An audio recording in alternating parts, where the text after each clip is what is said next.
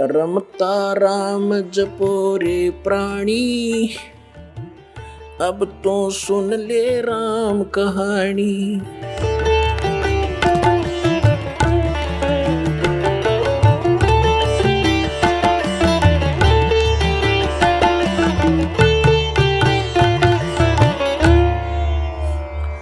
उधर से सिकंदर लोधी का जो गुरु था शेख तकी, वो रेस्ट हाउस में ही रह गया था और सिकंदर लोधी के साथ वो रामानंद जी के आश्रम में इसलिए नहीं गया था कि मैं इन हिंदू काफरों के मंदिरों में नहीं जाता, इनके आश्रमों में मैं नहीं जाता, क्योंकि मैं श्रेष्ठ हूं।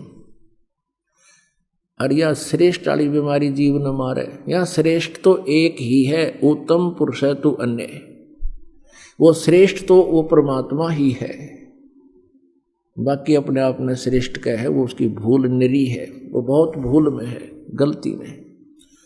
अब शेख तकी रेस्ट हाउस में रह गया था काशी में, फिर वापस आ गए सारे, सिकंदर लोधी भी, वीर सिंह और साथ में कबीर परमेश्वर, आगे बैठा वो दूसरा पीर। तो सिकंदर लोधी ने अपने धार्मिक पीर पहले वाले गुरु से कहा कि शेख तकी आज मेरी खुशी का ठिकाना नहीं, मेरा रोग दूर हो गया, ये अल्लाह आए हैं, ये खुद परमात्मा उतरे हैं।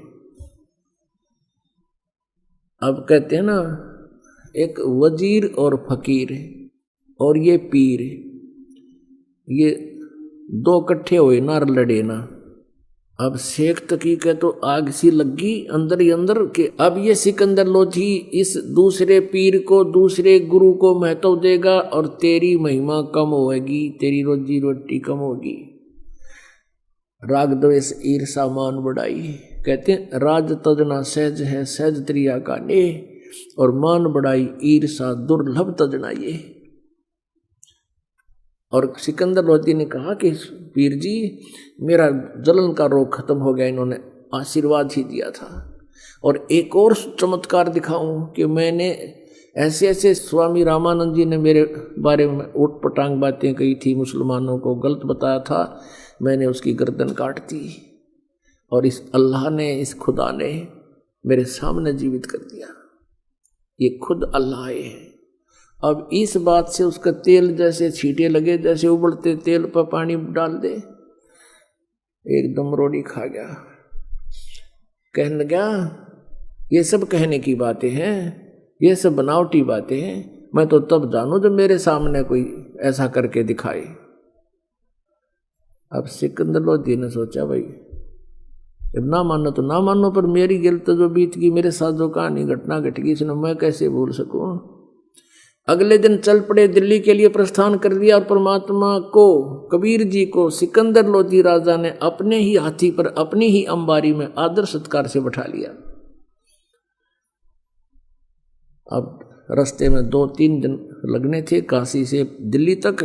रास्ते में एक जगह पड़ाव किया, दरिया को देख करके उसके साथ रात बिताने के लिए वहाँ अपना लगा दिया पड़ाव, टेंट लगा दिए, अलग अलग विश्राम करने लगे। अब सुबह सुबह शेख तकी के पास सिकंदर लोधी गया प्रणाम करने के लिए प्रतिदिन की तरह, और कहा जाके सलाम वालेकुम पीर जी। पीर जी का तो टेढ़ा मुंह हो रहा, नो कहा मुझे क्या जरूरत है, तुझे मिल तो गया सलाम करने वाला, क्या जरूरत है मेरी।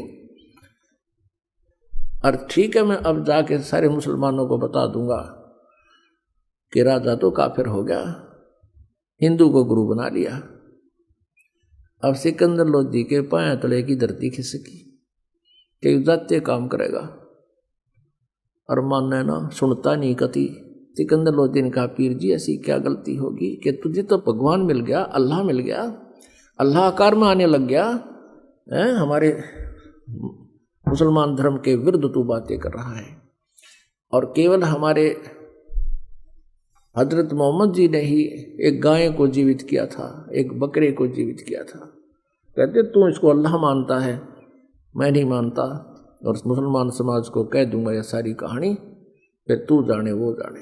अब सिकंदर को पता था ये नाश कराएगा जाते ही।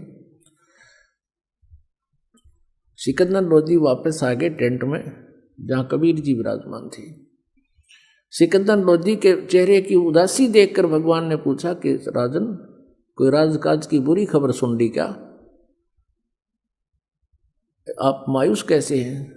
तो सिकंदर लोधी ने कहा, प्रभु क्या बताऊं, अब मेरे दुख न मैं जान सकता हूं, मेरे साथ बीती हुई घटनाओं से मैं परिचित हूं, ये पीर जी नहीं जानता। ये मेरा धार्मिक गुरु जो है, ये मेरा पहलड़ा खसम, अब यो मन इतना दुखी कर रहा है परमात्मा, कल से मुझे चैन नहीं है इसकी। वहां से भी मैंने देखी थी इसकी जो गतिविधि, और अब तो ये बहुत टेढ़ा मुंह कर रहा है, जाते ही सब मुसलमानों को कह देगा तो मेरा राज्य नहीं रहेगा। परमेश्वर ने पूछा क्या चाहता है ये? शेख तकी ने कहा था कि मेरे सामने जीवित करके दिखावे, जब जानू मैं नहीं मानता, मैं साथ थोड़ा ही था। तो कबीर जी ने कहा कि उसको कह दो कोई मुर्दा ले आवे, चाहे कोई पशु ले आ, पक्षी ले आ, कोई मनुष्य ले आ, और अब जिंदा कर देता हूं, कह दे उसको ले आ मुर्दा। सिकंदर लोधी गया शेख तकी के पास और कहा, पीर जी आप कोई मुर्दा ले आओ। और कबीर जी कहते हैं अभी जीवित कर दूंगा। तो वो कहता मैं कहाँ से लाऊं, कभी समय आएगा जब देखूंगा। अब परमात्मा को पता था कि राजा का टेंशन बना दी इसने, और ये दिल्ली तक पहुंचाएंगे इतने तो हार्ट अटैक हो जाए मनमान सिकंदर का।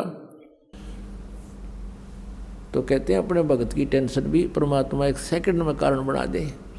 उसी समय क्या देखा कि दरिया के बाहर सब कोई टहल रहा था, कोई नहा रहा था, कोई अपना घूम रहा था। इतने में क्या देखा कि एक मुर्दा, एक बच्चे का शव, 12-13 साल की आयु के बच्चे का शव, जिसको अंतिम संस्कार कर दिया गया था मृत्यु के उपरांत। क्योंकि कुछ ऐसे कबीले हैं जो न तो जमीन में दबाते हैं, न सभा करते हैं, अग्नि में संस्कार नहीं करते, वो केवल जल प्रवाह कर देते हैं। वो ये सोचते हैं कि इसके शरीर को मछली खाएंगी, कीड़े मकोड़े खाएंगे, इसको कुछ पुण्य हो जाएगा, और उसको दरिया में जो समुद्र की तरफ जा रही होती है उसमें एक अच्छे आदर के साथ एक फ्लोटिंग ऐसा बना देते हैं, बेड़ा सा घास फूस का, लकड़ी थोड़ी सी लकड़ी लगा कर उसके ऊपर आदर से लेटा कर और उसके ऊपर एक कपड़ा डालकर जल प्रवाह कर देते हैं। ऐसा जल प्रवाह किया हुआ मृत बच्चा आ रहा था सौ।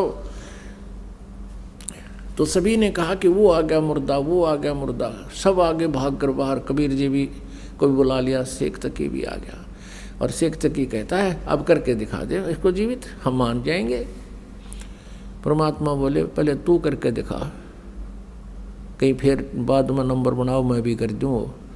अब सभी ने कहा ठीक है शेख तकी आप भी करके दिखा दो, आपके पास कोई शक्ति है। अब वो लगा अपने जंतर मंतर करण यावा होता, वो तो होना क्या था उससे। वो पहुंच गया, मुर्दा चला गया लगभग 2-3 फरलांग, यानी 600-700 फुट नीचे को डाउन स्ट्रीम में बहता हुआ। तो शेख तकी कहता है ये तो अपने सिर से बला उतरवाना चाहा था, ये भी नहीं कर सकता, ये बातें बनाता है। ये तो चाहा था कि मुर्दा चला जाए, तेरी इज्जत रह जावे, वो इसने कर ही दिया, मुझे लगा दिया इस पे। अब परमात्मा ने ऐसे संकेत किया मालिक ने हाथ से, वो मुर्दा वापस चल पड़ा जैसे इंजन की नौका होती है, इंजन वाली मोट, और वो दरिया के फ्लो के विपरीत चल पड़ती है। ऐसे वो मुर्दा दरिया के ऊपर से ऐसे वापस आके और वहाँ खड़ा हो गया सामने, ऐसे लेट नुका नु स्थिर हो गया मुर्दा, वो मृत शरीर। नीचे से लहरें बह रही हैं दरिया की और वो सब ऐसे है। तब परमात्मा ने कहा जीवात्मा जहाँ भी है तो कबीर आदेश से इसमें प्रवेश हो और बाहर आ जा। इतना कहना ही था प्रभु का कि सारे शरीर में कंपन होने लगी और वो बच्चा एकदम खड़ा होकर और तैरता हुआ बाहर आया और परमात्मा के चरणों में दंडवत प्रणाम किया। बोलो बंदी छोड़ कबीर साहेब की जय। अपने आत्माओं, ये परमात्मा थे और इन भगवानों की भी ये लीलाएं आज से 600 वर्ष पहले की लिपिबद्ध हैं और आम तक किसी ने ये लीलाएं आन नहीं दी। क्योंकि काल के दूत प्रचारक बिना गिनती के हैं और परमात्मा को परमात्मा कोई मानने वाला ही नहीं है।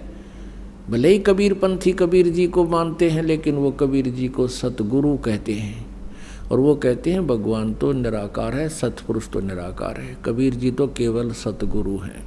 बंदी छोड़ कहा करते कि काल ने ऐसा जुल्म कर रखा है कि भगवान की महिमा को नाश कर दिया।